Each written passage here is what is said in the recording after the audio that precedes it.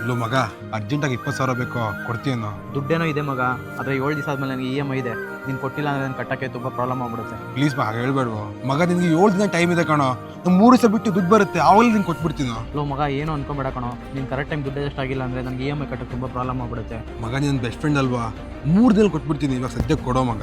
ಸರಿ ಮಗ, ತಗೋ. ಆದರೆ 3 ದಿವಸ ಆದಮೇಲೆ ಕೊಡೋದು ಮರಿಬೇಡ ಮಗ. ಸರಿ ಮಗ, ನೀನು ಟೆನ್ಷನ್ ತೊಳ್ಕೊಬೇಡ, 3 ದಿನದಲ್ಲಿ ಕೊಟ್ಬಿಡ್ತೀನಿ.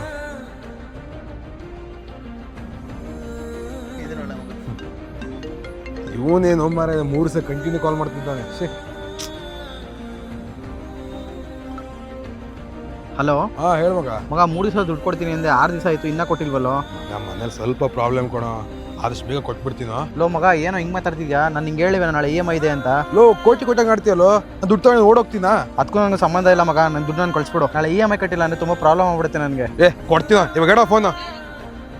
ಯಾಕೋ ಮಗ, ಏನಾಯ್ತು? ಏನಿಲ್ಲ ಮಗ, ನಾನು ಅವ್ನಿಗೆ ಒಳ್ಳೇದು ಮಾಡಿದೆ, ಅದಕ್ಕೆ. ಏನು ಒಳ್ಳೇದು ಮಾಡ್ದು? ಏನಿಲ್ಲ ಮಗ, ನಮ್ಮ ಲೈಫಲ್ಲಿ ನಾವು ಯಾರಿಗಾರು ದುಡ್ಡು ಕೊಡ್ತಾ ಇದ್ದೀವಿ ಅಂದರೆ ಅದನ್ನು ಕೊಟ್ಟು ಮರ್ತೋಗಿದ್ರೆ ಮಾತ್ರ ದುಡ್ಡು ಕೊಡಬೇಕು. ಅದೇ ನಾವು ಕೊಟ್ಟಿರೋ ದುಡ್ಡನ್ನ ವಾಪಸ್ ಕೇಳಿದ್ರೆ ಕೊಟ್ಟಿರೋ ದುಡ್ಡು ಬರಲ್ಲ, ಸಂಬಂಧಗಳು ಇರಲ್ಲ. ಈ ವಿಡಿಯೋ ನಿಮ್ಗೆ ಇಷ್ಟ ಆದರೆ ನನ್ನ ಚಾನಲ್ನ ಸಬ್ಸ್ಕ್ರೈಬ್ ಮಾಡ್ಕೊಳ್ಳಿ. And thank you.